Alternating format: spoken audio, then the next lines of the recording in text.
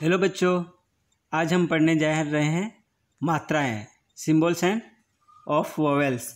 जैसे मात्राएं क्या होता है कि जैसे स्वरों और व्यंजन में जो चिन्हों का प्रयोग होता है उन्हें हम मात्रा कहते हैं। जो चिन्ह होते हैं उन्हें हम मात्रा कहते हैं। तो जैसे हम स्वरों को दो तरह से लिखते हैं, जैसे मूल रूप में और चिन्ह के रूप में। समझ में आया? जैसे चित्रों के नीचे लिखे शब्दों को हम पढ़ेंगे। अभी जैसे ये चित्र दिए गए हैं, ये चित्र दिया गया है, उसका नाम लिखा है, तो उसके नाम में जैसे लिखा है आम, तो आ की जो है आम, तो आ जो है वो मूल रूप में ही है। पर उसी तरह जैसे यहाँ पे म और ल है और वहाँ पे लिखा है माला। क्या लिखा है? माला। तो उन दोनों को क्या लगा है? आ की मात्रा। तो वो जो मात्रा लगी है उन्हें हम क्या बोलते हैं? मात्राएं बोलते हैं। ओके। उसी तरह ये वाला चित्र देखो, किसका है ये चित्र? इमली का। तो जैसे यहाँ पे ई म ली, तो ली को ई की मात्रा लगी है, बड़ी ई की मात्रा, है ना। इसी तरह यहाँ पे देखो चिड़िया, तो वहाँ पे ची डी या, तीनों को कोई ना कोई मात्रा लगी है, कोई चिन्ह लगे हैं ना, चिन्हों का प्रयोग हुआ है यहाँ पे। इसलिए देखो च को छोटी ई की मात्रा, ड को भी छोटी ई की मात्रा और य को आ की मात्रा लगी है। तो हो गया, मात्राएं लगाने से उनका जो स्वर होता है जो चेंज होता है। अभी अगर स्वर नहीं लगाएंगे तो कैसे पढ़ेंगे? च ड य। पर अगर हमने यहाँ पे ये चिन्ह लगाए तो चिन्ह के वजह से वो स्वर का पूरा ये बदल जाता है, शब्द ही बदल जाता है। तो हो गया चिड़िया। ओके, आगे देखते हैं। जैसे आम और इमली शब्दों में आ और ई स्वरों का प्रयोग मूल रूप में हुआ है। माला और चिड़िया शब्दों में आ और ई स्वरों का प्रयोग व्यंजन के साथ हुआ है। हमने आ के लिए आ की मात्रा और ई के लिए ई चिन्ह का प्रयोग किया है। किन्हीं चिन्हों को मात्राएं कहते हैं। इन्हीं चिन्हों को क्या कहते हैं? हम मात्राएं कहते हैं। सभी स्वरों की मात्राएं होती है। जैसे अ की कोई मात्रा नहीं होती, अ जो होता है वो स्वयं स्थिर रहता है, उसका कोई मात्राएं नहीं होती है। अ स्वर सभी व्यंजनों के साथ मिला हुआ होता है। जो अ होता है वो सभी स्वरों और व्यंजनों के साथ मिला होता है। जैसे कुछ भी बोलते हैं क, तो जैसे क के पीछे अ का आवाज़ आ रहा है ना, तो वो उसमें मिला ही होता है ऐसा ऑलरेडी। जैसे यहाँ पे कुछ दिए गए हैं स्वर, वो हम देखते हैं। जैसे यहाँ पे पहले देखो अ है ना, उसमें अ का आवाज़ आ रहा है। आ, ई, उ, री, ए, आई, ओ, आओ। समझ में आया? ये सब है स्वर और व्यंजन के ये दिए गए हैं। और इसके बाद है कि मात्राएं का प्रयोग कैसे किया है। जैसे स्वर अ और आ, तो उसमें मात्राएं क्या लगी? तो जैसे अ तो उसकी कोई मात्रा नहीं होती। आ की मात्रा यहाँ पे वो भी स्वयं है, स्वर खुद है। तो स्वरों का मूल रूप में प्रयोग मतलब खुद एक मूल रूप में है। जैसे आ एक मूल रूप में है, तो जैसे अनार, अमरूद, ये अ से स्टार्ट होता है। इसमें न को आ की मात्रा यूज हुई, मतलब ये मूल रूप में ही है। जैसे यहाँ पे लिखा है आम, 8, ये भी मूल रूप में है। स्वरों का व्यंजन मात्रा रूप में जैसे के साथ प्रयोग करना, स्वरों का व्यंजन के साथ जो प्रयोग करता है वो, जैसे क, का, ये भी एक स्वरों को व्यंजन के साथ जो जैसे प्रयोग करते हैं ना, वैसे ये करना है। इसमें उदाहरण भी कुछ दिए गए हैं, जैसे कम, कलम, काम, कान, ये सब भी उदाहरण दिए गए हैं, इनसे आपको ज़्यादा समझ में आएगा। यहाँ पे हम देख सकते हैं कुछ स्वर दिए गए हैं।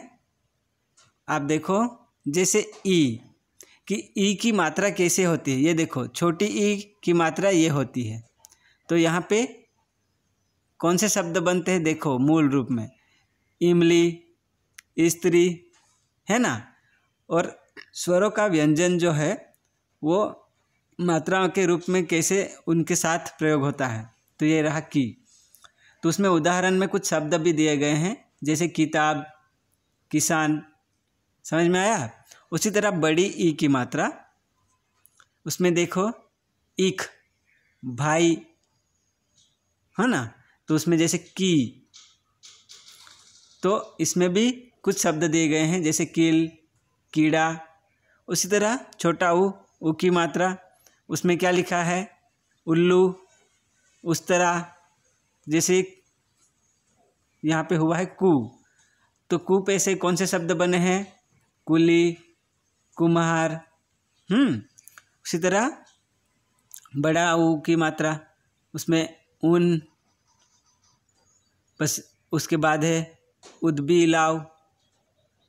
जैसे कू, तो उस पे से कौन सा शब्द बनता है, जैसे कूड़ा, चाकू, समझ में आया।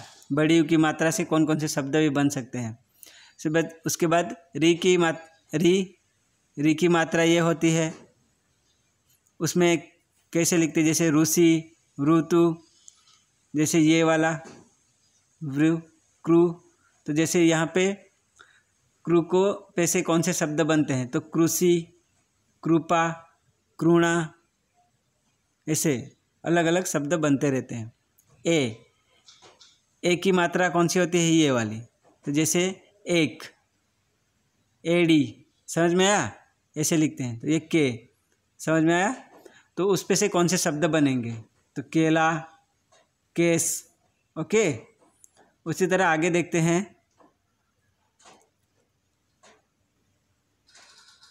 ए की मात्रा, ए, तो ये रहा, ए की मात्रा ऐसी होती है, जैसे लिखते हैं कोई एनक, एरावत, समझ में आया। तो यहाँ पे होता है के, जैसे यहाँ पे उनके शब्द बनते हैं केदी, केसा, ओके। उसी तरह ओ की मात्रा, जैसे ये ओ की मात्रा होती है, उसके जैसे कुछ लिखे गए हैं, औखली, औस। यहाँ पे होते देखो को, तो को पे से कौन से शब्द बनेंगे, कोयल, कोट। उसके बाद औ की मात्रा, तो ये रही औ की मात्रा, उसमें दिए गए हैं औरत, औजार। देखो ये कौ, तो जैसे कौवा, कौन, समझ में आया। उसी तरह आगे देखते हैं, जैसे र और ऊ की मात्रा नीचे नहीं लगाते बल्कि बीच में लगाते हैं। जैसे र को भी लिखना है, जैसे रू लिखना है, तो र को हलन लगाया और प्लस करके ऊ लिखा, तो हो गया, दोनों मिला के क्या हो गया, रू। क्या हो गया, रू। तो उससे शब्द क्या बनेंगे, जैसे रुख, रुपया, गुरु, है ना। उसी तरह बड़ी यू की मात्रा देखो, रू, तो ये देखो र को हलन लगाया और रू, तो जैसे उसमें आ गया रू, तो रुमाल, अमरूद, जरूर, ये सब बन सकते हैं। आगे देखते हैं, उच्चारण करो और अंतर जानो। दो शब्द दिए गए हैं और अलग अलग, उनमें मात्राएं की मतलब मात्राएं भी ऐड किए हैं, तो कैसे उनका पूरा स्वर चेंज हो जाता है वो देखना। जैसे यहाँ पे कल, तो उसमें दो आ की मतलब आ की मात्रा उसमें ऐड की है, तो उसका कैसे मतलब जो होता है वो कैसे बदल जाता है। जैसे कल, तो उसमें देखो क को भी आ की मात्रा लगाई है और ल को भी आ की मात्रा, तो हो गया काला, हो गया ना, पूरा ही मतलब बदल जाता है, उनका स्वर ही बदल जाता है। उसी तरह जल का जाला, मिल का मिल, इसमें क्या हुआ है, छोटी ई की मात्रा तो उसको बड़ी ई की मात्रा, तो उसमें उच्चार में भी चेंज होता है। मिल मिल, ऐसा। बोना बोना, ऐसा अलग अलग हो जाता है। यहाँ ओ की मात्रा है तो यहाँ औ की मात्रा है, ऐसे। यहाँ पे मग तो यहाँ मृग। दिन दिन, सौ सौ, बुरा बुरा बुरा, ऐसे। सेल सेल, मेला मैला, कुल कुल, दिया दिया, ऐसे अलग अलग प्रकार होता है। जो मात्राएं यूज़ होते हैं ना, जैसे बड़ी ई की मात्रा, छोटी ई की मात्रा, बड़ा ऊ, छोटा ऊ, आ की मात्रा, हर जगह पे अलग अलग होता है, जिनसे उच्चारण पूरा चेंज हो जाता है। उनका बोलने का तरीका ही बदल जाता है। इसके बाद आगे देखते हैं, हम कुछ और चिन्हों का भी प्रयोग करते हैं, जैसे कि अनुस्वार, अनुनासिक और विसर्ग। जैसे अनुस्वार इसको बोलते हैं, अनुनासिक इसे बोलते हैं, विसर्ग इसे बोलते हैं। जैसे अनुस्वार वाले जो शब्द हैं, जैसे उसमें ये चित्र भी दिए गए हैं, जैसे कि हंस, कनगा, झंडा, बंदर। समझ में आया? यह है अनुस्वार मात्रा के साथ जुड़े हुए शब्द। इसके बाद देखो अनुनासिक जो वाले जो शब्द हैं वो, जैसे कि चांद, दिख रहे हैं, मुंह, आँख, सांप, ये अनुनासिक वाले जो मात्रा से बनते हैं शब्द वो है। उसके बाद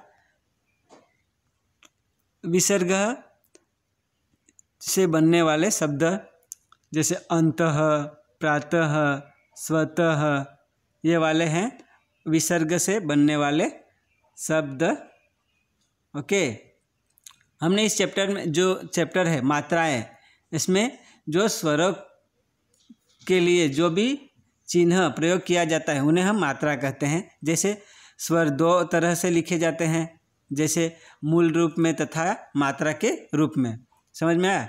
स्वर को दो तरह से लिखा जाता है, एक तो मूल रूप में और दूसरा मात्रा के रूप में। समझ में आया? उसी तरह अस्वर की कोई मात्रा नहीं होती है। जैसे र में उ, छोटा ऊ और बड़ा ऊ की मात्रा बीच में लगती है, ठीक है। उसी तरह चंद्र बिंदु को भी अनुनासिक भी कहते हैं। समझ में आया? हमने इतना सारा पढ़ा, आपको समझ में आया होगा। धन्यवाद, थैंक यू।